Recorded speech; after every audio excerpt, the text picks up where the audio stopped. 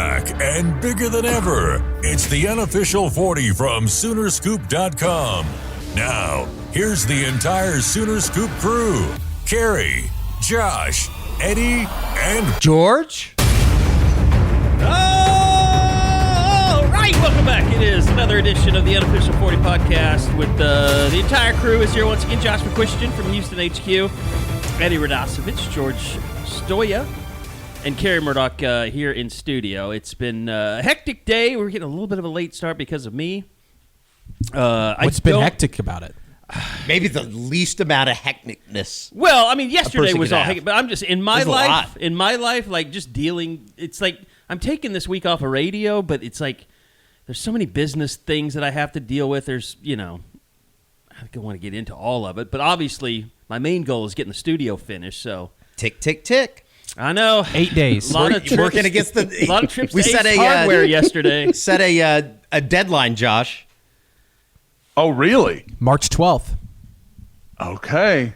Which my goal is to have them in there to do shows after, we possibly have some media early next week. Nothing's set in stone, but we'll see. It might need to be ready by the 9th. I'm just saying. There's a possibility. A goal is important. I love it. I love a goal. So but we are great. making progress. My back is ruined, but a lot of crawling around on the floor, a lot of cable management going on right now. George kind of inspired me. He cleaned up the conference room one day. Just looks so nice in there. I was like, we need to get this shit in order. The amount of the shit we have in the conference room that I have I need no to get idea. Another storage cabinet. Let me tell you, Josh. There's little screws that I don't know what they go to. They're all over the conference room. Little wires that who knows. It's a standard of video. They're all over. I mean, it's everywhere. I know that Carrie thinks he'd like to have me there. Carrie would fucking hate to have me there. I don't like things out of place. You would just throw things away. That would be my problem. You'd be like, don't know what this is. Never going to use it. I'm going to throw this away. And he would probably be right, though. Because there's a lot of stuff. Carrie, I just need to get another storage cabinet. Carrie, there's probably 100 screws sitting in the conference room that I have no idea what they go to. They're for video stuff. They're for building rigs that we always have to build for, monopods. And it's stuff it's above your pay grade, okay?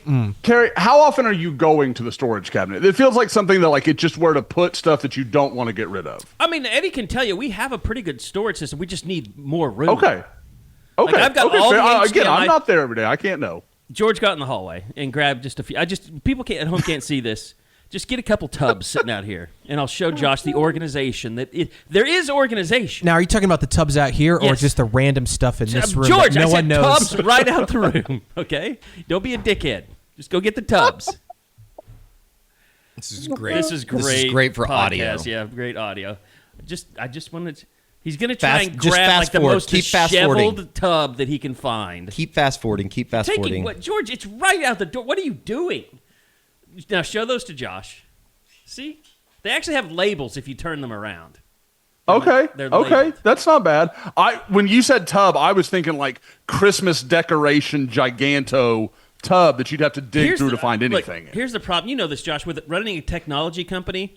Like the iPhone, it's no longer Lightning, it's USB, and George and I both upgraded iPhones, but Eddie has an old Lightning, so we have to have different cables for different people to charge stuff. Josh, I do want to say one thing about those tubs I brought in. They are sitting on top of two boxes that we have no idea what's inside those two boxes. One is full of dead Soxy, the other is a cable box that I need to throw away. Yeah, but I can't get the cable box in here to work, as you guys know. I need to just call Cox since we pay him an ungodly. Anyway, we're moving on. Moving on. Sooner Scoop could be on that TLC show, Hoarders. What's that? It's not Hoarders. This place isn't Hoarders. It's not Hoarders. Those people have shit in bags. It's not. No, we're not like that. But we could have. Was it Marie Quoto or whatever come and? Does it like spark joy? Organizer? Does it spark joy or not? A professional and then you have to, organizer. then you have to throw it away if it doesn't spark joy. I think it actually, Carrie would answer in the affirmative for all that. That shit makes him happy. Yeah, I don't like stuff being messy. I'm looking on the floor. I don't like seeing those cables right there. Carrie. Dude. Now, I've never known you to not be messy. I don't know if I can follow you there. We've built one of the biggest media companies in this state virtually overnight. There's going to be a little bit of a mess. No, yeah. Sure. Little's a strong word. Josh, I don't know about you, but we need to move on. I cannot wait until John Mateer throws at Pro Day on March 12th. I don't know if you listen. I know that we need to move on, so we're moving on, all right? By the way, yeah, the John Mateer Pro Day thing, that sparked quite a... I don't know. Anyway. What it sparked? I mean, like a lot of, like... I don't know. I mean, it seemed like everybody was arguing over it for some reason. Who? Oh. You and George.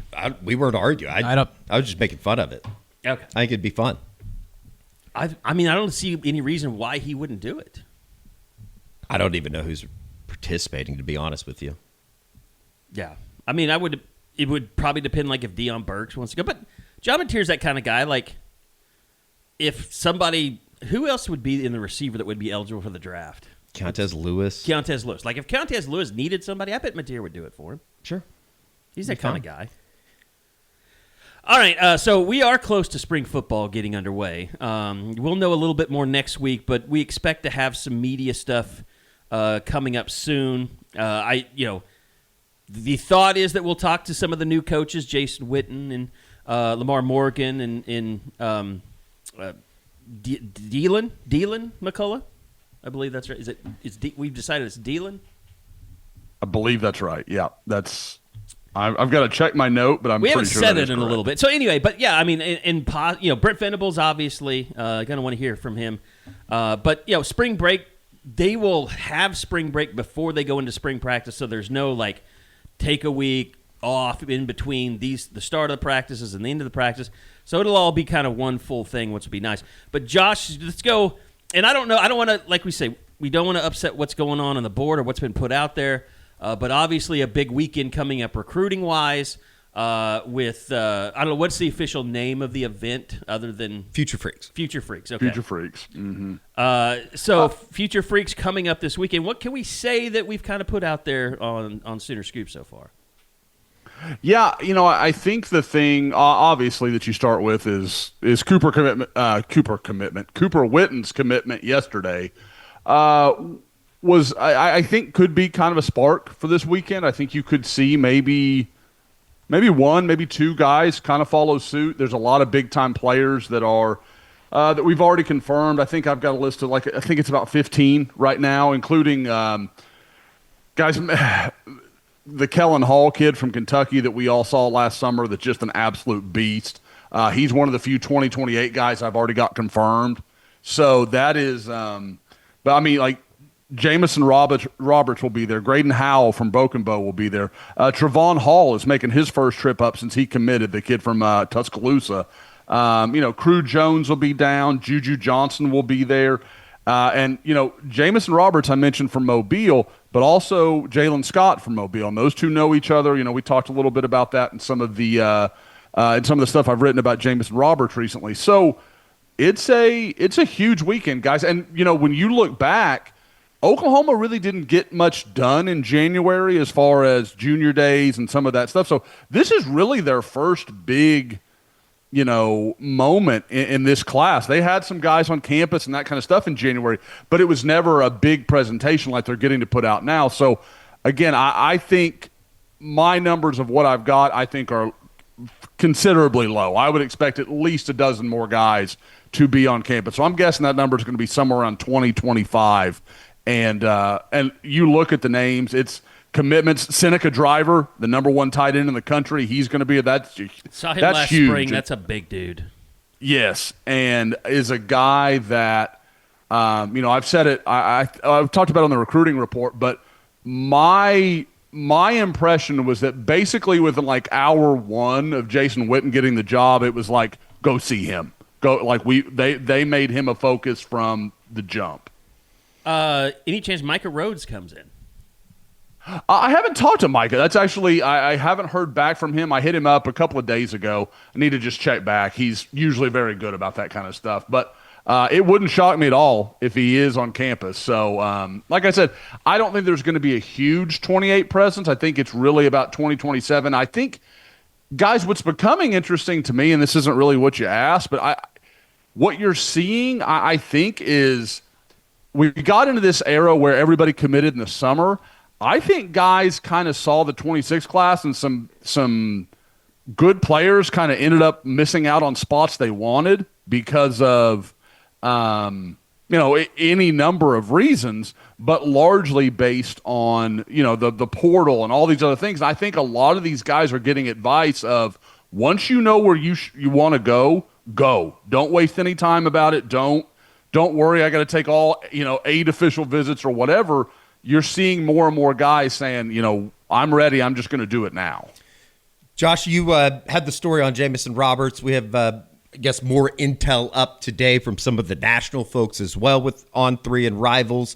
Certainly seems like Oklahoma's in I guess probably the best way to say it is just a really positive spot right now for 2027 quarterback Jamison Roberts.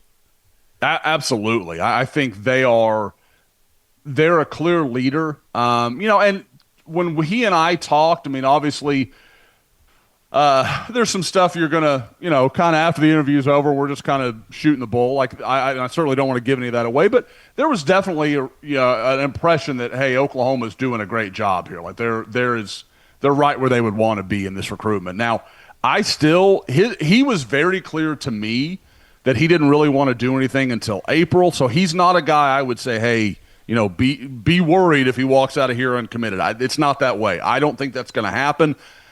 Talking to Jamison, he's just such a level-headed kid that I think it would be out of character for him to go to a visit, kind of get swept up in the moment and commit. I don't think that's who he is. I don't think that's what he's about. So maybe he'll surprise me, and hey, great news if he does for OU fans. But regardless, I think this will just be a further, probably best way to put it, just kind of OU distancing themselves even more from the pack. So as we said, a lot of new coaches that are going to be in here. Obviously, I'm not sure how that works with evaluations. Like, is Dylan McCullough, obviously he talks things over with the front office staff, but is it one of those things where, I don't know, he's trying to figure out the guys that they've had the most contact with, such as a Micah Rhodes. Like, do they get to come in and have any say-so in, okay, I like this guy, but I also like this guy. And I would assume that's just something that he works on with the front office staff as well. Yeah, what's been explained to me with these new guys is it's largely, here's where we're at. Here's the guys that we're kind of focused on. Now, if you've got input or anything like that, they're certainly willing to listen. But I do think Oklahoma, between the coordinators remaining, the front office staff, I think they're pretty clear of for right now, this is where we want our focus to be. Yeah, that we want to stay locked in here. But again, if there's a player that McCullough knows, or that Lamar Morgan maybe was recruiting beforehand, or whatever the case may be, I don't think that's a door closed situation. I think it's just kind of a matter of we really like where we're at with this. And the nice news for Oklahoma is all the guys, really with the exception of Jason Witten, took over, recruiting positions that in 27 are really on solid ground. We've talked a lot about how good of shape OU is at corner right now, already has a commitment and is in on several other elite guys. At running back, they've already got, what could just be their 27 class and Keldred Ben and Jackson Stokes. So it's really a matter of them being able to kind of take a long view and say, okay, we're going to keep watching, the stuff when we go to see them in the spring. We'll see what we see there. We'll see what senior evaluations look like. So OU can just kind of keep evaluating and move from there. What could a weekend like this mean for somebody like Graydon Howe? That obviously in-state, you would think getting him on campus, he's talked to you about, he's a Texas fan, right? Grew up a Texas fan at least. Is it impactful enough to make you think that they could go ahead and sweep him up this weekend, or is that still a little premature? I think that's probably a little premature, but again, I have been impressed because, guys, we've talked about this for years when Oklahoma would be later offering an in-state kid than maybe some other guys, than maybe some other programs.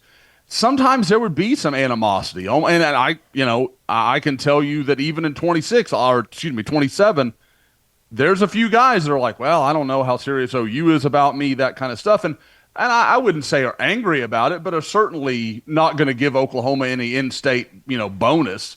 But with Graydon, it still stood out to me, and I can't remember if I said it on the pod or where it was, but when he talked about, and in our first interview after the offer, he goes, yeah, Emmett Jones came down, and he didn't even really push me to commit. And it was just like, really? Like, a lot of guys would be like, he better not push me to commit. They waited on me, or I waited on them. Now they can wait on me. And he just didn't have that vibe at all about it. And I think part of that is just the kid he is. Like, he's just the kind of easygoing guy from everything I gather. But at the same time, I think it speaks to, I've got a lot of interest in doing that. And I know he's coming up with his mom and dad this weekend. And I know, talking to some people around the program down there, it sounds like his family has really hit it off with Brent Venables. Like, they really and I think OU has made up a lot of ground in a short amount of time. You mentioned vision. You mentioned seeing things. A man who sees things better than most, Eddie Radosevich. I can't talk. Thank you, Carrie, for the lovely introduction. I told you guys that OU's on the way to the national championship in basketball. Men's, Final four, that is. Spring is springing, Sooner fans. Patty Gasso chasing another national championship. The spring game is back. If OU sports are the reason for the season, LASIK and lens replacement at Enjoy Vision are your ticket to seeing it all clearly. Whether you were born a boomer or a little sooner, Enjoy Vision provides personalized vision correction for every generation. Don't get benched by contacts or reading glasses. Schedule your free LASIK or lens replacement consultation and join Gen C at enjoyvision.com. Enjoyvision.com. Letter N, J-O-Y, vision.com. Enjoy Vision. This is where Sooner Scoop gets a fresh perspective. Gen C, I see what you did there. By the way, the spring is getting ready to spring. Spring is sprung.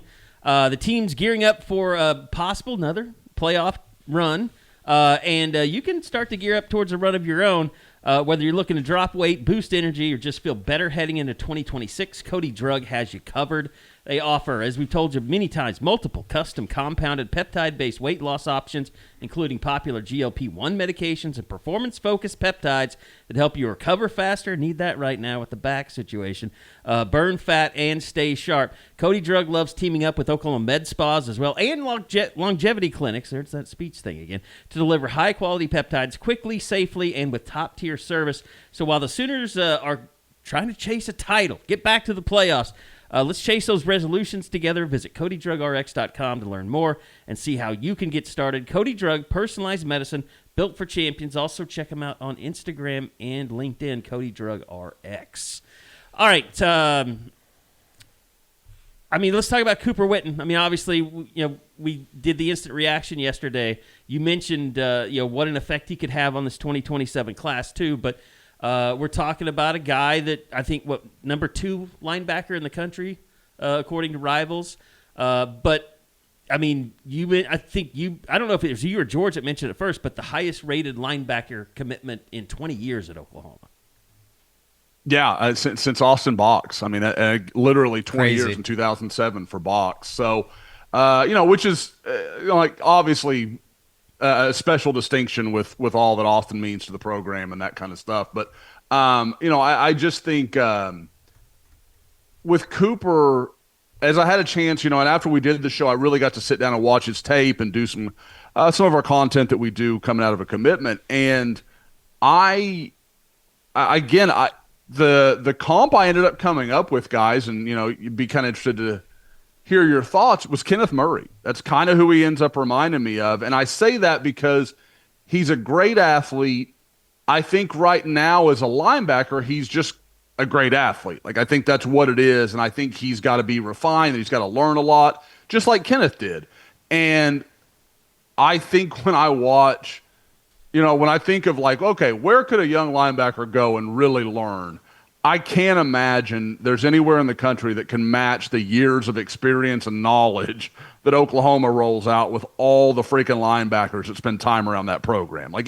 Even down to the radio color guy, Teddy Lehman. You just name the names. Everybody around that program knows what they're talking about when they look at the linebacker position. So I think that'll be real. And I think that may may have had a real role here. I still haven't had a chance to sit down and talk with Cooper. He's not a huge interview guy, so I may have to eventually drive up to the Denton area to get that done, which is a shame because I was just there on Sunday. Cooper and I could have really worked something out beautifully there.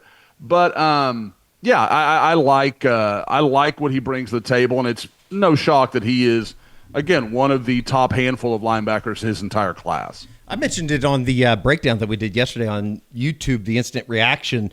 I know that it's something we're going to talk about in the coming weeks with Spring Bowl starting up and maybe a lack of depth or what we see as a lack of depth and experience at linebacker. But when you start looking at what they have for years to come, Josh, it's hard not to like what Nate Dryling's put together. I know that Brent Venables played a big part in a lot of the recruitment of these guys, but it just seems like there's the chance that they have some great linebacker play over the next 5-6 years, looking ahead when this 27 group gets to campus. Well, and last year, Eddie, when we would talk about that 26 class, it was kind of not everybody knows them, and they're not all these huge names, but I know George has heard some similar stuff. Like the reviews on that linebacker group, they are very happy with some of the early returns. I know one of the first guys that I heard about, and again, George can certainly back me up, was Jacob Curry. Yeah. Like his name came up a lot from very early on. I know Bo Jandro, they've been working him some at will. I think that's gone pretty well early on. So, it's not the big name group, but I think they really are, more than anything about them, and especially when you throw in the 27 duo of Taven Epps and Cooper Witten, it's a really diverse group. Like there's not a lot of, this guy is going to be, in the same role as this guy. Like there really is an easy way to work some of these guys together. Kind of seems like Epps and Witten, would they be like found on polar opposite ends of each other just as far as the type of player they are?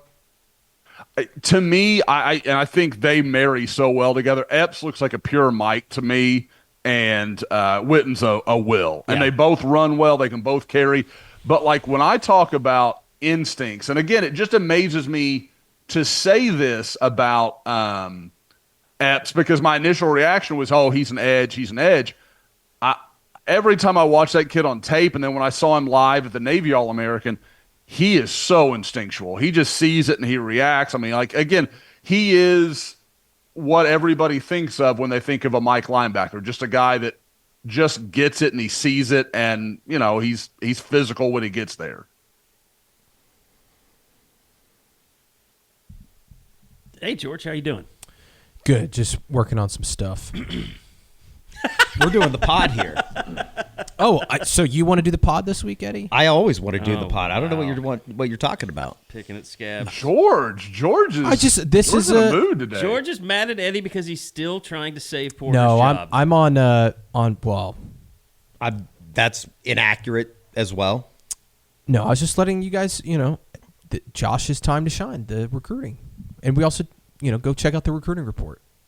Yeah, there isn't a recruiting report yet. Josh, instant reaction. In terms of this thing. weekend with the Future Freaks, is there anybody that we haven't talked about that maybe you're a little bit more optimistic about OU's chances? That's just a sign of them coming in is a good sign. The guy, and I need to get back with him and just confirm, like, okay, he's still going, because out of 2 weeks ago he was in, is Cedric Marsh, the defensive end from Waxahachie. Guys, the crazy thing, I think I mentioned this at the very end of the instant reaction yesterday, the position that I'm like most unsure of what direction it's going to take is defensive line, which is kind of crazy because they have 3 commitments and Elijah Harmon and Devin Robertson at tackle, and then obviously Crew Jones at end. So, I mean, they've got a great start, but I don't really know where it goes from here. Like most of the positions, I'm like, okay, if not this guy, then that guy, I can kind of see the answers. On the defensive line, it's kind of like, well, okay, I'm not sure where they're going to go, because even with Samuel Nelson, Matthew's little brother, there's some buzz out there that Arkansas is kind of making that more interesting. I think they saw the error of their ways with Matthew and that they missed that opportunity, and they're working hard not to repeat that with Samuel. So that'll be interesting to see. I mean, the in-state poll versus playing with your brother, I don't know how that plays out, but that'll be something to keep an eye on. So again, there's just some questions there. And Cedric Marsh is a guy that's kind of blown up this spring. Real big, long, athletic guy. Kind of like, you hate to say like gangly because the word just sounds kind of like oh, he's not. It just there's some PJ there, and like he hasn't filled out his frame yet, and he's still kind of growing into it. But again, like you look at the offers he's pulled in. I mean, he's got Texas, he's got A&M, he's got OU, Texas Tech, LSU's in there. I mean, so this is not a like he's just a project kind of guy. There's big programs that absolutely want to add him to the class. Very good. We like where that's headed. It's hard to like look at 27 and not think that it's already halfway over. I mean, they're up to 14 already with Cooper Witten. It just, I don't know. It seems like we say this all the time, but there's almost too much positivity. It does. Like I feel like OU fans, like everything I'm waiting they for the other ask shoe me to on drop. like board chat. Yeah, exactly. It's like, when is this all going to go wrong, Josh? And I mean, don't get me wrong, guys. There's 14 commitments. Not all 14 of these guys are going to sign with OU. Sure. Something will happen. Something will change. At the same time, the fun part about that is, like, if it stood that way, I would guess OU's probably looking at 12 more commitments. If they lose a couple, hey, you get to get a few more. So, like, there's room for this to grow. But, yeah, I think one of the other interesting aspects is, we mentioned Seneca Driver earlier. You got Ben Kolar at Norman North. I mean, Oklahoma seems to know who it wants at tight end. What's going to be interesting is I think they're clear leaders for Ben Kolar. I think we all understand that. But if they were to miss out on Seneca Driver, what do they do? Is there a secondary option they like? Because they're not really involved with Titus Hawk at Choctaw anymore. So I know people are like, well, it's almost done. There's a lot of twists and turns. Like there's going to be some stuff that we don't see coming that will make all of this interesting. Because, guys, I mean, again, 3 months ago, none of us had Oklahoma's going to hire Jason Witten to be their tight ends coach, and Cooper Witten's going to be committed before April 1st. What would the first thing be for a Jason Witten to, I guess, maybe earn some stripes, if you will, as a recruiter? Because I think that like the coaching stuff, that's going to come in time. We're going to see what this group looks like, obviously, through the spring, and then a large part of that kind of decision making on the coaching will come just with their play. Can he do anything in the interim from a recruiting standpoint? Is it already a good sign that they're getting somebody like a Seneca Driver on campus? I can't remember the last time they had a large prospect like that at the tight end position coming to town. Well, and Eddie, if you look back in the last few years, I mean, not only did they have some big-time guys, locally, and obviously like a Nate Roberts and those kind of guys, but even in Kansas, sure. Kansas State landed a big-time guy. There's been several big-time tight ends come out of Kansas that maybe made an early kind of just a check-in on your visit to OU and never really returned again. That didn't happen. So for Seneca Driver to be making his third trip in like 7 or 8 months, like that's a great sign, in my opinion. I think that's even if they don't get him, because like I said, it's going to be hard. Kentucky is splashing around real money trying to get going in football, under Will Stein. They're doing a lot. It's why they had a really good portal class. And, I mean, God, they took a quarterback away from Nebraska who was going to be Nebraska's starting quarterback. So they're splashing some cash. So not only it's not going to be just down to, can Jason Witten do this?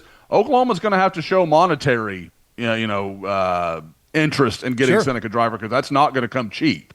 So again, I think that's all going to be really interesting to see.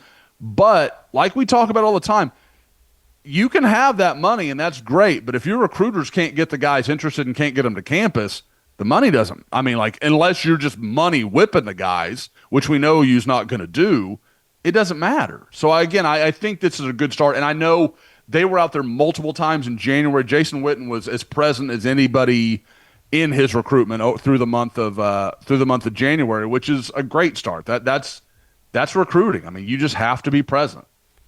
Oh, you might be money whipping people if they put the Brahms patch on their jersey.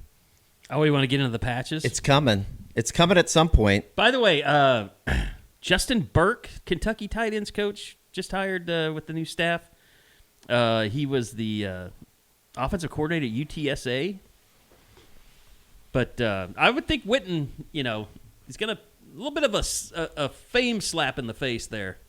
And like you said, I mean, the fact that he was here back in the spring when Joe John was still the coach, like, I know, like, there's no predictions, basically 0 predictions in for OU on 3. It's like 92% to Kentucky right now. But, yeah, I mean, it'll be really interesting to see, meeting Jason Witten, spending time with him this weekend, if that could possibly get OU's foot in the door. Absolutely. And in that area of the country, too, guys, Notre Dame is very much involved with Seneca Driver. And, I mean, you look at their track record of tight ends over the last 15, 20 years. I mean, they just churn guys out. So, again, OU has things going for them. Obviously, it's an area of the country that Jason Witten's very familiar with. But at the same time, they're fighting a real battle, for an in-state kid that Kentucky really wants. And again, in an area that Notre Dame usually recruits very well in. So there's Tennessee is involved. I mean, there's again, this guy's the number 1 tight end in the country. Oklahoma's going to have to fight all the way till signing day, even if they were to get a commitment. Want to move on to the patch thing, but last thing from me on the recruiting side of things, Josh, it just doesn't seem like any of these new coaches have a ton of ground to really make up. I mean, you've got Brandon Hall that's done a great job recruiting. For Lamar Morgan to step into. DeMarco, did a great job in recruiting. Say what you will about development. But, Jason Witten's got the name. I mean, obviously he doesn't have the ties, to like you said, you don't get Seneca Driver. What do you do? So he's got to build those relationships with younger guys. So he might be the only one that really has the most ground to make up, but you got to think with his name and his reputation, he can do that pretty quickly. Oh, I mean, guys, let's not make any bones about it. If OU doesn't hire someone like Jason Witten, they're not in this race. Like, I don't believe that for a second. I know they can want to be and they can work at it and all that stuff, but, if they had just hired just some other tight ends coach, it was going to be really hard to pull this off. Whether that's fair or not, we'll see what Jason Witten does as a coach. But guys, we saw the same thing happen at running back with DeMarco, where they just got in on some recruitments because players knew who he was and he'd been where they wanted to be. And obviously, Jason Witten's a future Hall of Famer. If you're a tight end, he's a guy you want to learn from. I think, what was it? Ohio State was the other coach, that tight ends coach that OU went after pretty hard. No, Alabama. Alabama. That's right, Alabama. Okay. Brian Ellis. Okay. George, you wrote a story about it. You've heard some rumblings that OU is exploring the patch program, which Arkansas did it with Tyson's Foods. They've already announced that, like a 5-year deal. LSU announced with an energy company. Yeah. It is an intriguing discussion because it first makes you ask the question, and I know you put a list together on Soonerscoop.com of potential suitors, but it makes you start looking across the state at industries and connections that people have and what makes sense. And obviously, Loves has done an unbelievable job, supporting the university by building the new softball stadium. I think they're going to be a big part of the West Side renovations as well. But that one, they with the Thunder, obviously, and had the patch there. And even, guys, we were talking about this. I was talking about this to Gabe and Jared earlier today on a text about all this stuff. Like, we were trying to explain to Jared, like, how the patch went over, the Loves patch with the Thunder went over when it first came out. And a lot of people hated it, and they wanted it smaller. But now, like, it's got to the point where kids will not buy. They will not like a Thunder jersey if it doesn't have the Loves patch on it because it makes it authentic for a lot of kids and just people that are jersey people. But, for anybody that's out there that's like, I get it. Like, you just want the classic uniform. You don't want anything to take away from it. But eventually, it kind of just becomes a part of what the uniform is. Well, in the school, and specifically the athletic department or Arkansas's case, the athletes are going to make millions of dollars off this. Right. I think Arkansas's deal ends up being 90% going straight to the athletes. So you might not like the way it looks, Tyson sign on there, and it does look kind of stupid on their jerseys. But at the same time, like, if that helps Arkansas get better players or whatever, then it's probably worth it. So I don't know. It's fun to think about. I think that Loves is the obvious, like, if you were to put betting favorites, and that's not based on any information that I have or any of us have, but it's just like obviously they've been very involved in a lot of different partnerships with OU, and obviously have a very close relationship. It would make a lot of sense. But some of the other ones on there that I threw on there just, because it would be fun is like Brahms. LinkedIn is pretty great at a lot of things, like helping you tap into the latest trends and insights in your field. We cannot stop your coworker from tapping her pencil. LinkedIn can help you find new jobs that align with your career goals. We cannot help you find the source of that weird smell in the office fridge. Ew.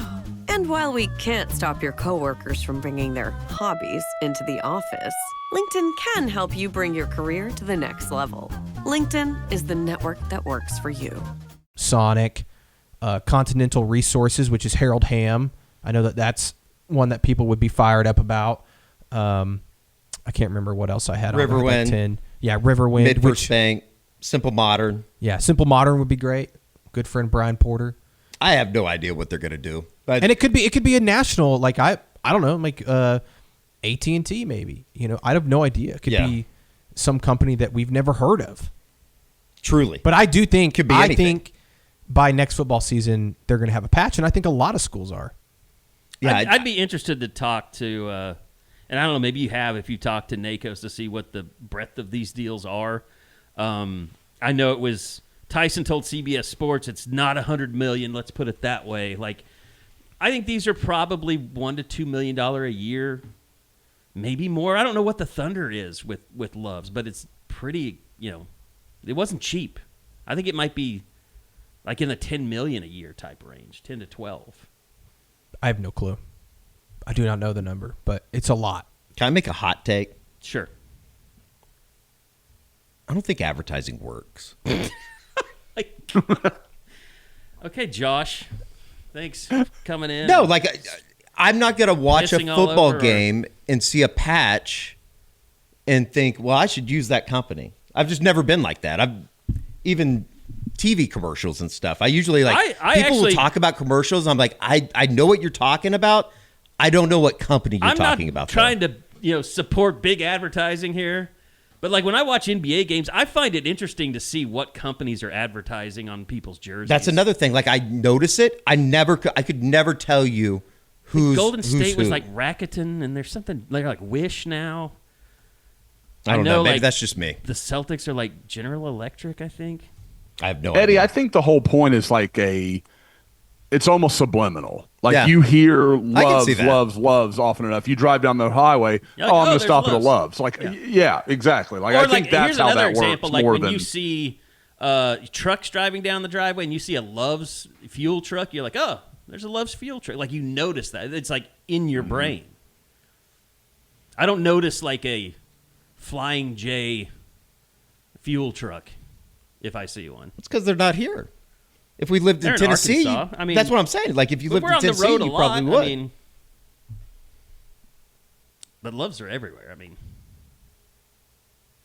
anyway, no, it obviously has value, or people wouldn't do it. I will get way more enjoyment out of the people that get angry about it than I will like actually knowing, okay, this is what it's going to be.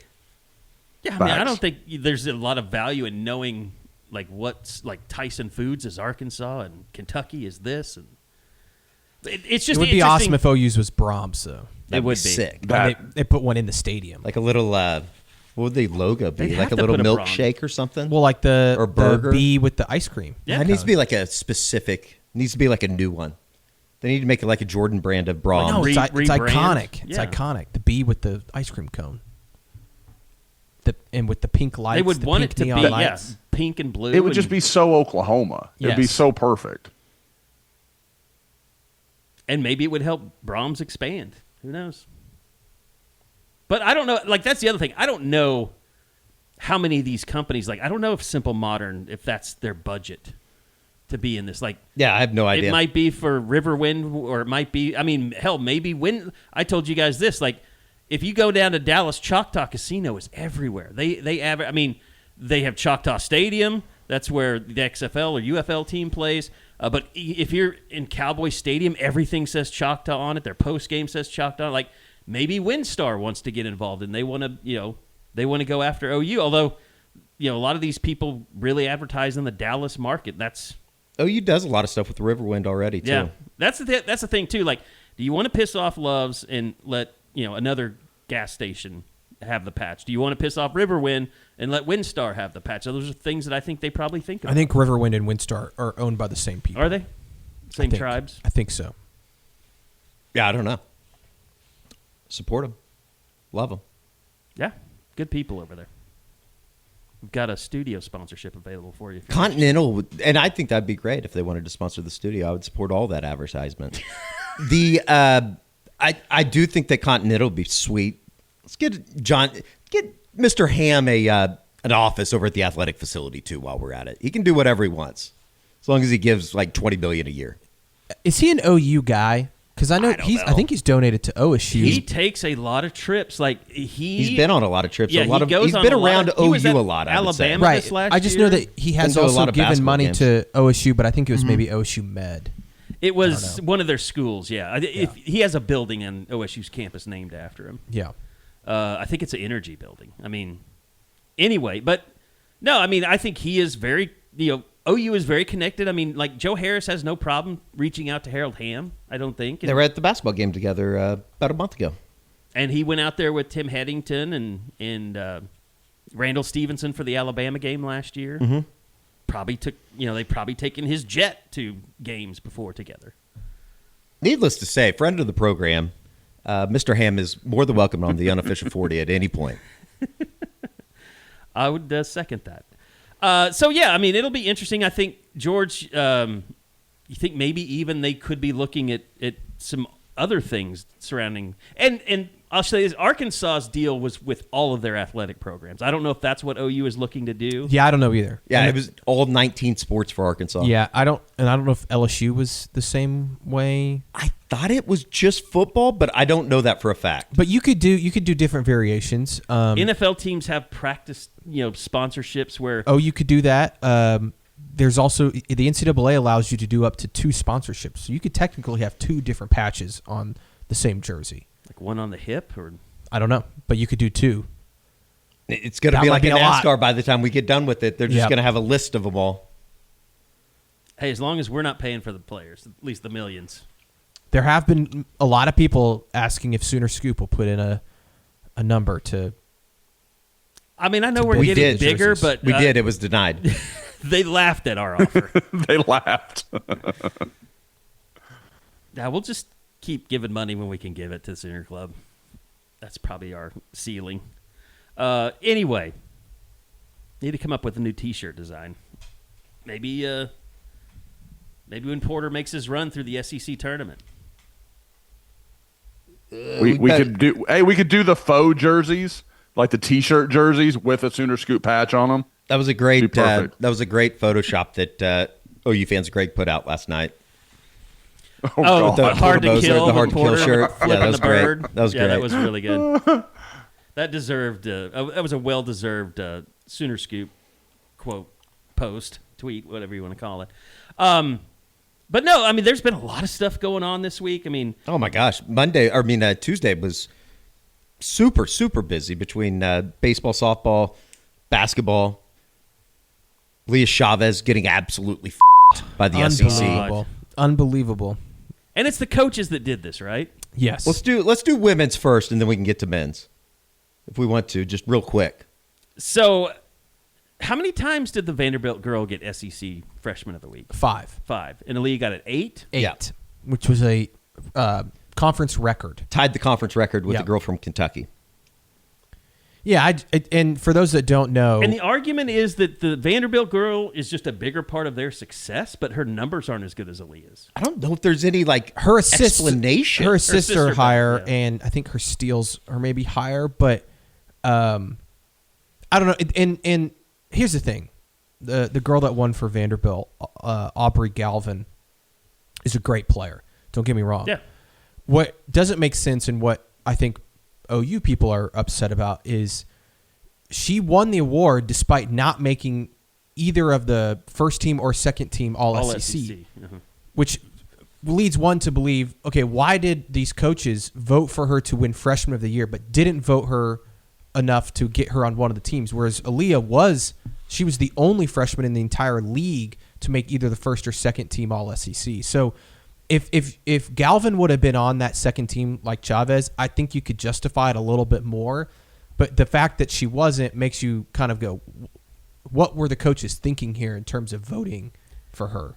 Well, I mean, the thing about it is, I mean, it crystallizes any opinion that you've had about how the other people in the league feel about you. I mean, this is obviously them not wanting Aliyah to win that award because either they don't like Ginny, they don't like OU being the new kids on the block. A lot of them lost out on Chavez in her recruitment. I mean, I don't even know if it's like that contrived. I think it's these coaches things. I just don't know how much time do they put into it. I mean, I think that it was. I agree, Eddie, but I think that when it came down to this, they clearly didn't want to vote for Aliyah. That's fine. Yeah, you have to I put would agree with that. You can say that they don't put in a lot of time to this, but if you don't put in a lot of time on something, then you only know the person that you hear the most about. And Aaliyah Chavez being freshman of the week 8 times. Everyone that's just casually paying attention is like, oh, it's got to be that Chavez girl. Right. And I don't know. I mean, I'm sure Texas didn't vote for her, I'm guessing, because they lost. I mean, they ultimately lost out on her in their recruitment. I'm sure that there was some of that. I don't know who the Vanderbilt coach voted for, but I know there's a theory out there that maybe, because you can't vote for your own players. So part of me wonders, did the Vanderbilt coach vote for someone other than Chavez? Yeah. I don't know.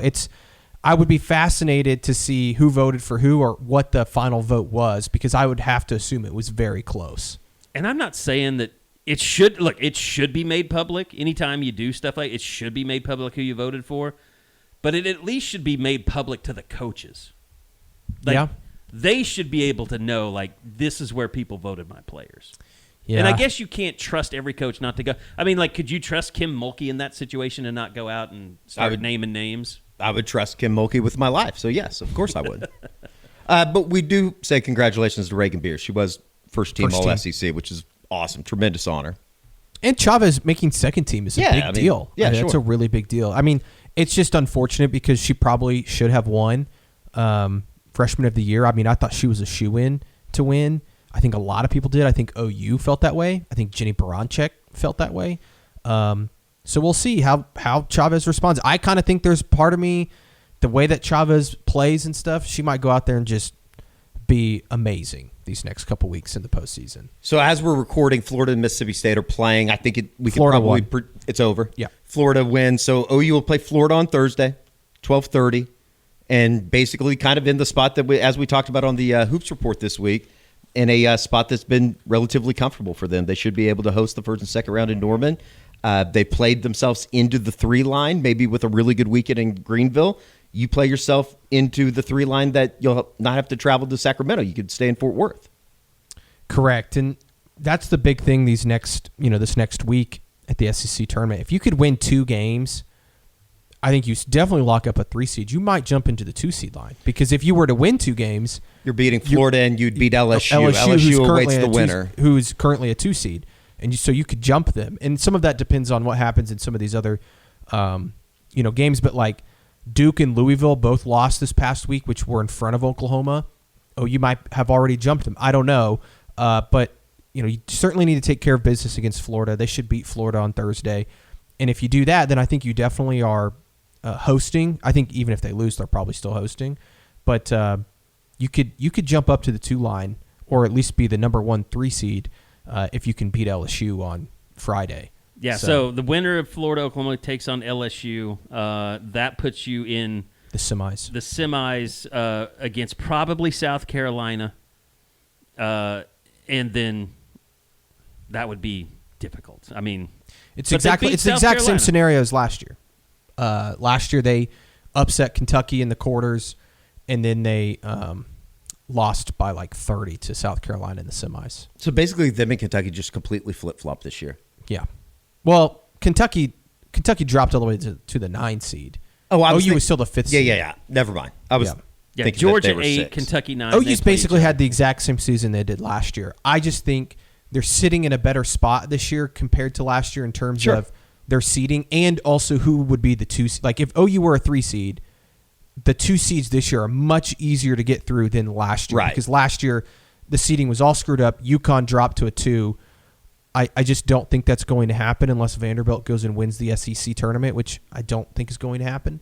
But I just think that the 2 seeds are much easier this year than a year ago. Now you just kind of hope, like you said, Eddie, that you can get the draw and play in Fort Worth instead of Sacramento. Now, you guys were both over for Jenny Branchick's media session yesterday, and it is up, right, Eddie, on the Sooner Scoop editorial, so you can go watch it in its entirety. But how did she kind of handle the questions about Aliyah? Diplomatically. Yeah, I mean, I was the one that asked it, and I just let it off by saying, like, I hate to ask a negative question here, Jenny, and she was what'd she say? She said, "Are you sure? Are you sure about that, George?" She sure? Said it with a smile. Yeah, but she was great. I mean, she just said, "Look, we're not going to make a big deal about it. Aliyah's a winner. I'm sure this thing stings right now, but she's about the team and what's next for the team." So I wrote about it too, so you can go see her full comments. But she also acknowledged Vanderbilt had a great season. I mean, Vanderbilt swept the awards. They won Coach of the Year, Player of the Year, and Freshman of the Year. And they had a great season, and a season that Vanderbilt's never had before. So I get why the voting was that way. I think that internally, Jenny and them are probably a little upset and are going to use it as motivation. But I also think that at the end of the day, they know that they have much more on the table than winning Freshman of the Year. I thought basically the revolving theme of everything was we're still rather young, which I think we've talked about ad nauseum throughout the season. And it's just going to be a matter of can you take the experiences from playing some of these really good teams? Obviously, the phenomenal win over South Carolina here in Norman. Can you take that kind of momentum and be able to sustain a long run throughout the NCAA tournament? And obviously, the bar is kind of set now with them going to the Sweet 16 last year, having a lead at halftime against the eventual national champion. You would think that it's kind of set up to maybe take that next step, whatever that may be.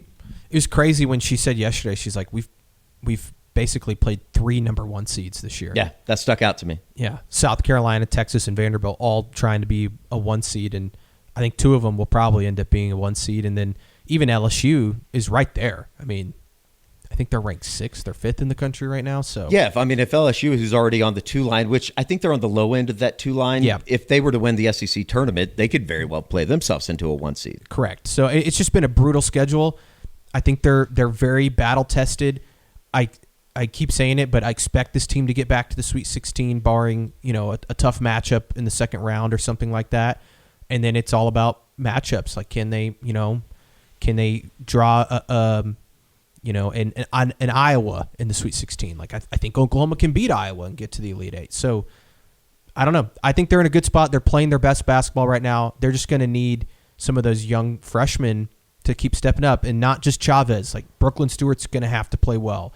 Keziah Lofton, they've brought her in to defend some of the best players in the country this year. Like, she's going to have to play at a high level. Kaya Smith, the sophomore, she's going to have to come in and play because they just don't have a ton of depth, and the depth that they do have is super inexperienced. So it does feel like they've grown up a lot over this last month, and winning 6 in a row and 3 against ranked opponents certainly gives you some good momentum going into the postseason. Just closing out the game against Georgia or closing out the game against Alabama. Those are 2 wins. Tennessee. I don't know if they would have been able to do that a year ago. Yeah. I don't know either. And a lot of that was Chavez hitting some big shots late, or Raegan Beers has been really consistently good down the stretch. And no, but Chavez's fourth quarters, that's been something we didn't have a year ago. Very comfortable. And she's just stepped up in big moments, and it doesn't seem like anything really phases her. Zaya Van, too, has hit some big shots. She's not always going to light up the box score, but she's statistically is much improved from where she was a year ago. So yeah, what was it after the was it Tennessee game that Jenny said that she thinks she's the most improved player in the league. in the entire SEC. So, which she is averaging like 5 more points per game this year. Her percentages are way up. Obviously, she's playing a lot more, but she's been really good. All right, we want to get over to Porter and the men, but real quick, let me tell you guys about Lucy. 100% pure nicotine, always tobacco-free. Also, you can set yourself up like I do with a subscription and have Lucy delivered straight to your door. I tell you guys this all the time. It's not anything that's guaranteed or promised, but it has helped me get off of tobacco, and I've been exclusively with Lucy pretty much 8 months now or so. When was it I went to New York? That was over the summer. So I mean, it's been great. I mean, I love the wintergreen. The espresso's great for like a post meal little pillow pouch. But yeah, I started out the 12 milligrams. I'm down to the 8 milligrams. Just kind of throw it in as I'm doing some stuff in the edit bay, and also just it's very easy to order. You can even go locally. Go to lucy.co/stores. You can find Lucy near you and grab it today. But go to the website. Save yourself some money. 20% off your first order when you buy online with code SoonerScoop. And if you don't want to wait, you can go to the stores. But it's the only pouch that gives you long-lasting flavor.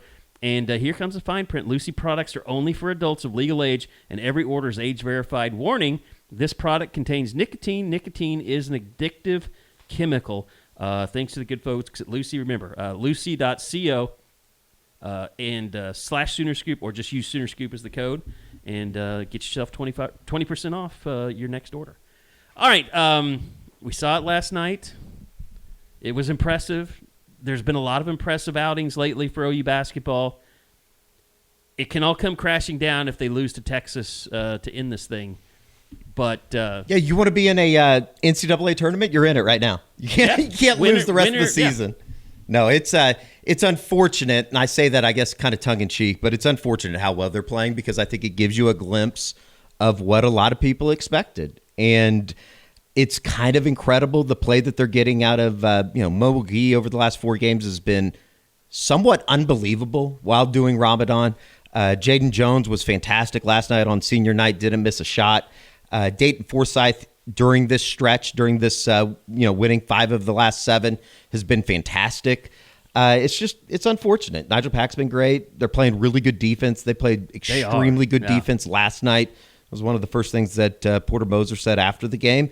It's Mo Aggie's been good lately. Yeah, I mean, Mo's been incredible. He's been, I think, what a lot of people thought he was going to be. It makes you even more frustrated about the month of January and what they were not able to do. So you're in the conversation, I guess, is probably the best way to say it. It's a very slim chance to still make the NCAA tournament, but they're at least, I guess, if nothing else, giving themselves a chance to make the tournament. And, obviously there's bigger conversations about everything around OU basketball than, the interim and what's going to happen over the next week or the next couple days before they go down to Austin. But I do give them credit. Like, I think you can give them credit for playing good basketball. Analytically, it's been really good, but also say that it's an incredible disappointment in where this program is at after 5 years. And ultimately, probably will need to send you into a coaching search by the end of all of it. Well, and you guys have said it. With the NIL era, you wondered, when they went on the big, losing streak and how is Porter going to get this team to even show up every night? And he's done that. It's been impressive. And it's impressive to watch a group of guys that don't have a reason to play for anything that are still getting better and still playing hard. So I give the players a ton of credit. They could have quit for sure. Could have definitely opted out for the rest of the season, and I think you've seen that at other spots. Like Kansas State had a head coach that opted out of the season during the middle of the season. So you give them credit, but their at the coach same actually time, went in front of a podium and said these guys aren't going to be here next year. So. Yeah, and he got him fired. At the end of the day, though, most likely you're going to miss the tournament for the 4th time in 5 years, and that at the end of the day, that's unacceptable. Look, and I was thinking about this driving over to the office today. It's like these situations never come down to one game or one season. Like Porter has built up a reputation for not being able to string a season together. And he's had spurts where they've looked really good. Yeah. But he's also lost games that he shouldn't have lost. It's the same shit every year. Yeah, there's the same thing. We have a big enough sample established. size in 5 years now that, yes, it's great that they're playing good now down the stretch or whatever. But that doesn't make the 9-game losing streak disappear or the fact that the way that they lost those games. Right. And the fact that they've lost those games in previous years the exact same way with a different roster and different resources, different leagues. It doesn't matter. It's the same thing you're watching time in and time out. And that's why I think that ultimately, I don't care if they beat Texas. I don't care if they go win a couple games in the SEC tournament and they're sitting there right on the edge and they just get left out or they just get in. Like You know what you know. Like, since when is the bar at Oklahoma to just be on the bubble every single year? Yeah. That's what it's been under Porter Moser, is being on the bubble every single year. It's this conversation of like, well, they're right there at the last 4 in, or the last 4 out, or the next 4 in, or the next whatever. Like, it's ridiculous. And if not for Jeremiah Fears last year just being unbelievable, they don't make it a year ago. And he's had really good players. I mean, he's got good players this year, and they've spent money. And they haven't – I mean, it hasn't been his fault this entire time that the roster's not been as good as it could be, because he hasn't gotten the support financially in the era of NIL. Now he has, and it's kind of same shit, different day. I do think, though, it's also unfair to say that they have just like better resources. Sure, it's better than it was a year ago. They're still probably towards the bottom of the league in the SEC, and it needs to be better, whoever the coach is. But at the same time, I think we can all say, like, whatever resources you have or don't have didn't lose you the game at South Carolina or at Mississippi State or at the buzzer against Missouri, a month ago, or losing to Texas at home. The Lloyd Noble Center, the building, isn't the reason that you go on a 7-minute scoring drought. And sure, another $1 million might have helped you get another player that helps you win those games, but like, that doesn't get rid of the fact that you blew some big leads against teams that you probably should have underperformed against, or that you're like, what's his record against Texas? Like 1-11 or something. He's not beating them at home either, right? Like, that alone is a fireable offense at the University of Oklahoma. Well, and I mean, there's a new athletic director in Roger Denny, and this is I think Porter's a hell of a lot better coach than this guy, and rest in peace. But like, I remember when Joe Castiglione took over a long time ago, and John Blake was the coach, and people liked him, and he recruited well, but he sucked at winning games. And they made this little run at the end, and they beat Texas Tech, and everybody celebrated, oh, this is going to save his job. No, Joe Castiglione came in and said, look at not just this game, look at his time at Oklahoma. What do you have to show you that he deserves to be the coach here? And it took someone coming in from the outside and looking at it, and saying, this isn't Oklahoma, this isn't good enough, and he fired him. And there was a player revolt, and I remember Josh Norman was a big part of it, and they said that they are all going to leave, whatever. That's what happens when you fire coach. And he was he was a guy that people liked, and Porter's a guy that people like. We all like Porter, but Roger Denny's got to come in there and say, look, if we want to have a great basketball program, this is not the guy that is going to get it done for us. Yeah, and I just don't know. I don't know Roger Denny well enough if that's something he's going to do, or if he wants to. And I don't think it can. Also, and I'm sorry to interrupt, but I don't think it can be. You're not sorry. I am sorry. I don't think it can be one of those situations where you're like, well, we can't go get anybody better, because I think that's being kind of defeatist. And I don't think Denny has that mindset, from what I understand. I just don't know. Like, he's coming in at such a weird time to like try and evaluate the basketball program the way it is. I just think that ultimately it would be best for everyone to just start over, and Denny go out and get somebody that he knows or is familiar with, or he does his own process to find whoever he thinks is the best fit, and Porter goes and gets a coaching job somewhere else. I think it would be good for everybody to have a clean slate. Yeah, because I think Porter is a decent coach. It just hasn't worked here. I agree. And he, unless they win the national championship, then I'd say bring it back. I will say it's been I'm so excited about these next couple of weeks. Different watching Dayton Forsythe out there. He's been great. He has made a huge difference. He's been great. The ball movement's been incredible.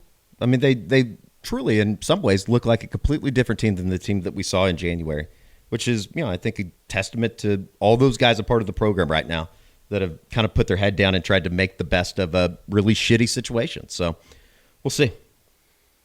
All right. Stickball. They did it. OU has beaten Dallas Baptist. 2-0 with 7 different pitchers. Is that right? 8 different pitchers, and they were all really good. It's been a great start. 11-2, beat up on Gonzaga last weekend. 2-run rules. Let Sunday get away from you. It was a 2-1 game at the 9th. They scored 5. How did Arizona State do down in Arlington? I think they got swept. 0-3. Now, that's Tennessee and Mississippi State are two of the best teams in the country. Yeah. I think A&M's better than they were a year ago. So we'll see. OSU, though, they're 9-3. They're up to top 15 in the RPI right now, which is I think a good notch on the belt for Oklahoma to get that win down in Arlington at Shriners. TCU struggled a little bit. We'll see. I mean, New Mexico State actually beat New Mexico this past week. Some of the midweek scores in college baseball have been psychotic this year. LSU got beat Northwestern, I think, on Tuesday night. There's just, I don't know. College baseball is just weird. Exciting, though. I think OU has some quality arms. I think the offense has been really good. They might have a little bit of an issue hitting left-handed pitching. It's going to be interesting to see, you're kind of almost a month into the season now, and the grace period's a little bit over. Kyle Branch continues to struggle at the plate.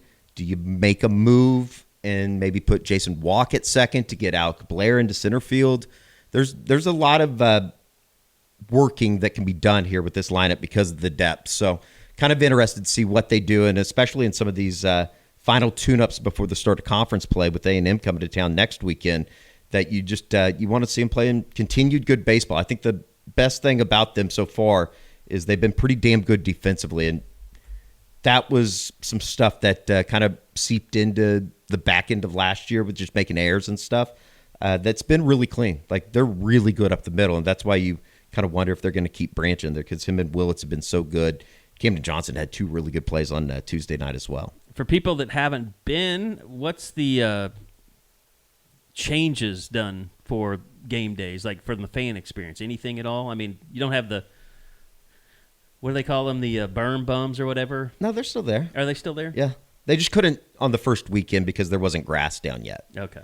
Yeah, no, it's been cool. I like the aesthetic of the new look of the outfield with the, I guess, see-through fence. Is that what you call it? I think it'll look really good when they all get everything done. Obviously, that's a year away from really starting. Going in stages, yeah. Yeah, it's been good. I think it's going to be packed out there. Great schedule coming up this year with the SEC, and I think there's a reason to go watch them. They're up to 12th right now in the country in the D1 baseball poll, so not a lot of things to complain about right now. I mean, they legitimately have 11 guys that have come in out of the bullpen that could probably hit 94, 95, 96. It's just going to be about, I was talking to Skip about this last night, I think that they feel pretty good about the bullpen, but they need to start really identifying guys of, okay, there's guys on first and second we want to match up with a left-handed batter. Who are we going with? Or can you get a guy that can come in and get a strikeout if you have the bases loaded and less than 2 outs? I think those are the things that are going to be learned here over the next couple of weeks. I know you see it when you drive by at the gymnastics facility. Did you see the videos that somebody came in and did? Yeah, it was insane. That place is $18 million. That place is awesome. And the men and the women have different sides, and they're all both just unbelievable. The video, yeah, it was very impressive. I would assume that's a little bit of when you have the 2 best programs, I guess, in the sport, though, they probably deserve it. They definitely do, yeah. And tennis is having a big thing at the Headington, right? SEC or something like that? Yeah, they're hosting the SEC tournament. Okay. This weekend? No, I think it might be the spring game weekend. Oh, yeah, I remember you saying something about that. I've never been in there. I haven't seen that. I haven't either. Me neither. I've driven by it a million times, yeah. But so anyway, softball. I think Bob has a key card to get into the tennis center. No, but softball, they've just hitting a lot of home runs. Not playing anybody. Know about the pitching. The home run numbers, I don't care who they could be playing Tuttle High School. The numbers that they have 91 home runs, I think, through 16 games or something like that. Is that right? I thought it was 61 home runs. No, it's they have almost, we looked it up this morning, they've hit more home runs than 35% of college softball has scored runs this year. I might be Mr. Negative here. Have they played anybody that's any good? I mean, when they were at the Mary Nutter. Southeast Louisiana beat Oregon. Does that do anything for you? No. I mean, to answer your question, no.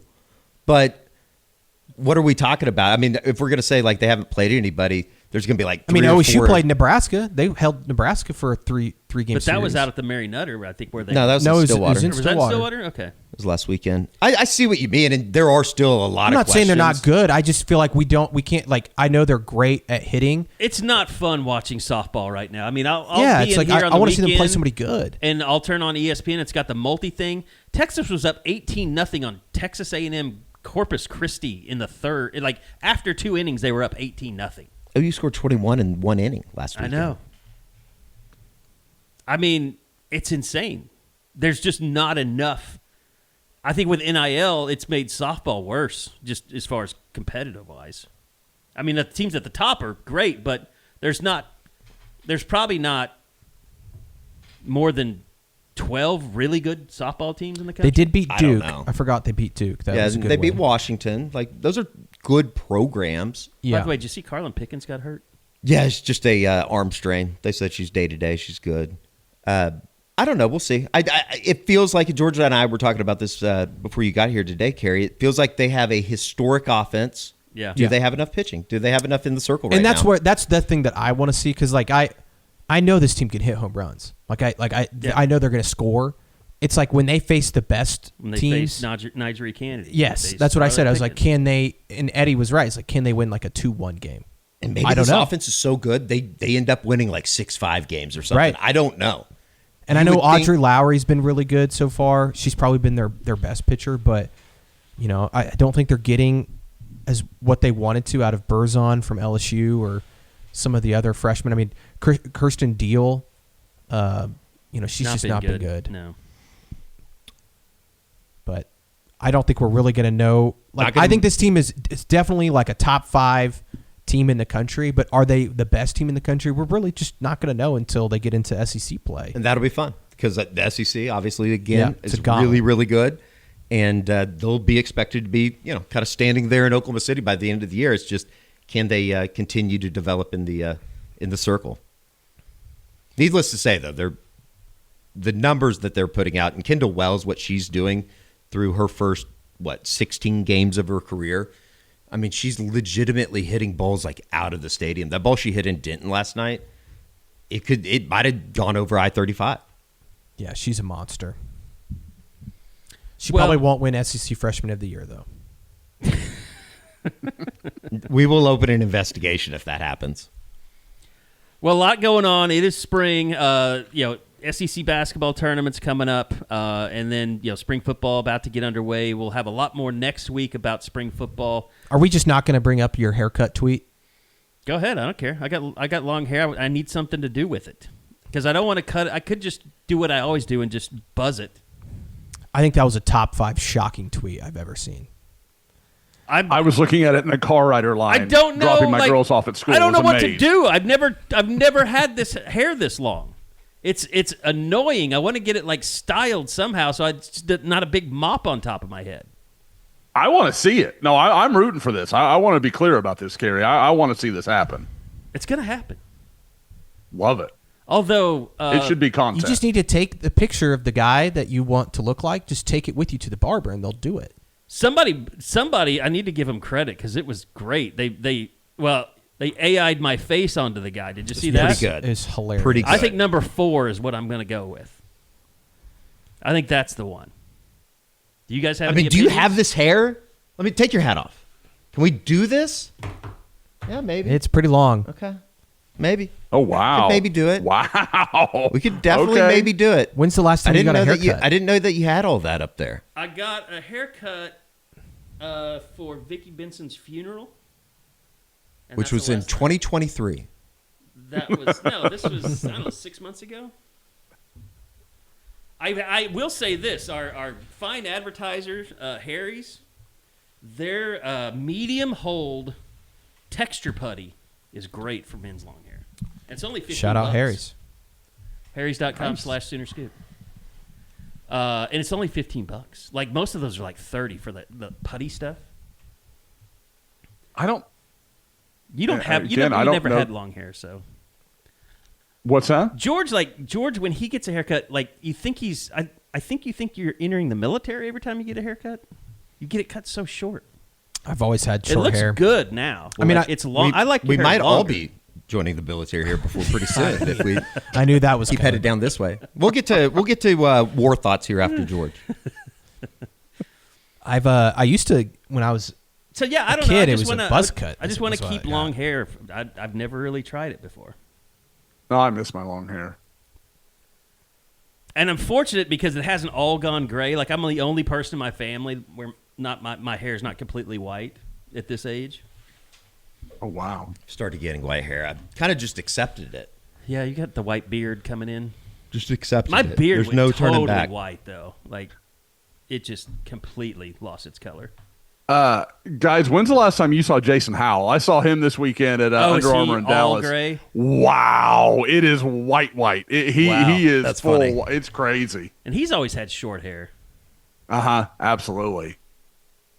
So he's got the full beard, just fully white. Oh yeah, it's just full white beard now. It blew me away. I'm hanging on. I got some gray around, like right at the chin for people that don't watch it on the shows. But other than that, I've still got a little color. Yeah, you're doing pretty well for your age. Mm-hmm. And I can say this. I have never done the Just for Men or hair coloring or anything. I remember coming to the reality that my dad did at one point because like he still had like black hair like well into his 50s, and I was like, I don't like. I never thought about it because Was he like covering it was it my up? dad. Yeah, I guess but I mean he always had dark hair and then it just never aged. And then but now it's just his natural hair. I can tell, but like it's definitely a different look. I didn't realize it. I want to say Bob Stoops held on really long, and then his beard started going white. Mm-hmm. But he's a guy that doesn't have a lot of gray hair, especially considering how stressful his job was. Yeah, once he retired, man, like he was fine hanging out with the young guys, and then he got having to do all the honeydews at home. He didn't have the excuse if he had to go into the office. We'll have to do a gray hair check on the coaches when spring starts. That should be the first thing that we do. Take their hat off. Just walk up to him and say, "Hey, I want to Walk up, take Brent's hat off, and just making sure everything's okay up there. Just seeing how gray you're going." All right. Anything else you guys wanted to hit on before we get out of here? Have you fully taken your pound of flesh over my tweet? I just thought it was a fascinating tweet. And it was out of left field. I am on radio vacation this week. There's no doubt I had a little whiskey last night when I tweeted that. There's nothing wrong with that. Then it's a miracle that you got here by the time that you did, if that's the case. Oh, I don't go hard anymore. I can't. Josh, I'm going to change the Sooner Scoop password on Twitter just in case he does go overboard, so he can't log on to the Scoop account. Just for the week. We'll change it back after the week's over. It's fine. I don't think we better mess with that. I'll just stay off. Trust me. I could stay off. I've finally caught up on the new Game of Thrones, the night thing. It's really good. Yeah, Night of the Seven Kingdoms. It's really, really good. It seems like it's only going to get better, too. Yeah. George, like, do you and the missus, like, do you guys watch show? I mean, like, I doubt you watch that one together, but do you guys have shows you watch? Oh, yeah, we watched that one together. Oh, do you? Okay. Oh, yeah, we watch Tiffany. Oh, go ahead. We watch everything, almost every show together. Okay. Yeah. Okay. But I mean, she has a couple shows I think that she watches like on her own time, but like for the most part, we watch everything together. Okay. You haven't been dragged into like Real Housewives or something like that? No, yet? but Love is Blind. I have been dragged into that, but I actually enjoy that because it is some of the most batshit crazy. Yeah, it's just idiocy on there. But yeah. Do all women just kind of like sleazy shows a little bit? Housewives, and they've all got something. Housewives or Love Island or... We could take every TV out of our house and Tiffany wouldn't even notice anymore. Like it wouldn't. She does not watch TV at all anymore. So I think I broke her with Breaking Bad. Like I was like, oh, I hear this show's incredible. Let's watch Breaking Bad. And then like I think like the third episode when he like puts the guy in the bathtub and breaks down his body. And she was like, what the hell am I watching? And she was out after that. I couldn't get her back into anything from that point forward. So I just don't have time to watch a lot. Like I just went and started canceling everything. I canceled my MLB TV because I didn't want to get charged another $150 because I just don't have enough time to watch baseball. Eddie makes time to get his Cubs in. You have to make time, though. Well, you're one of the best teams in baseball. You got to make time. I'm one of those people, like, I just usually have the TV on in the background. Like, I don't like, and even like Night of the Seven Kingdoms, I guarantee there are things I missed in that plot because I was quote unquote watching it, but I'm doing other stuff while I watch. Like, I'm not that invested. Yeah, the reason for the 7-on-7, I never really paid attention to why they got into that whole situation. Yeah. That was sweet. Oh, though. in the Night of the Seven Kingdoms when they fought 7-on-7. What do they call it? The 7 men on 7 or something? Yeah, well, it was because well, I don't want to spoil it for anybody. Everybody knows. Yeah, everybody yeah. that's watched King of Thrones knows what King of Thrones, Game of Thrones. Game of Thrones. Whatever. That's been. I told you I don't watch a lot of TV. Clearly. Death by or Judgment by Combat or whatever by combat. Trial by combat. There you go. Mm-hmm. Yeah. All right, I think we're done. I've been reading a lot of books though lately. Because you got rid of Instagram and TikTok. Yeah, but I also just want to read more. I've been reading Project Hail Mary. Great book. With the that's an outstanding book. I have big book reading friends that they all. Well, and across the board I'm trying to said finish it before fantastic. the movie comes out. I think this month, the 20th, and so I'm trying to finish it before then, and I will. But it's a damn good book so far. Depending on what, George, let me know what you're into. I could send you all kinds of crap, tons Let's of go. ideas, like whatever you're in for. So that's that. All the driving I do, I listen to a lot of books on tape, so I got lots and lots of stuff. You know who has the best recommendations for TV shows? Eddie Radosevich. Because he doesn't watch shit, and if he does, you know it's good. That's right. That's true. So what's your number one recommendation right now? College basketball for the rest of the month. Only college basketball. And a little bit of NBA. Big one at he was Madison the one Square that tonight. turned us on to the Jack Ryan. Yeah, that was a good show. Oh, that show Jack Ryan was a good show. Yeah. I like Jack Ryan. Mm-hmm. I'm going to get familiar with Amazon, though, because I canceled everything else. And I have to have Amazon. So Amazon's got some good stuff. Is that where remember. Reacher is? Yes. Yes. Reacher's fantastic. Reacher's great. Yeah. Yeah. The Summer I Turned Pretty. That's a chick flick. That has a lot of people in it that have become like big actors, doesn't it? I've never seen it. I just know that's This what all could be the chicks it are could be watching. Carrie's glow up story. With his hair, like it's the summer Carrie got pretty. Man, he's ready. I'm ready to do it. All right. I'm going to go back to working on the studio, getting it ready. What do you think? March 12th, you going to hit it, or do you need an extended deadline? Oh, I'll get you in there. Yeah. I mean, I got stuff ordered. Oh, I love the confidence. We got stuff coming in. We'll be ready. I told someone in my mailbag to bet their mortgage that it won't be ready. Well, lawsuit's coming for you, pal. Can't wait till somebody in this office gets served. Speaking of getting served, Pam Bondi got served a subpoena just a moment ago. All right, that's going to do it. That's a true story. We will be back again next week for another edition of the Unofficial 40 podcast right here on Soonerscoop.com.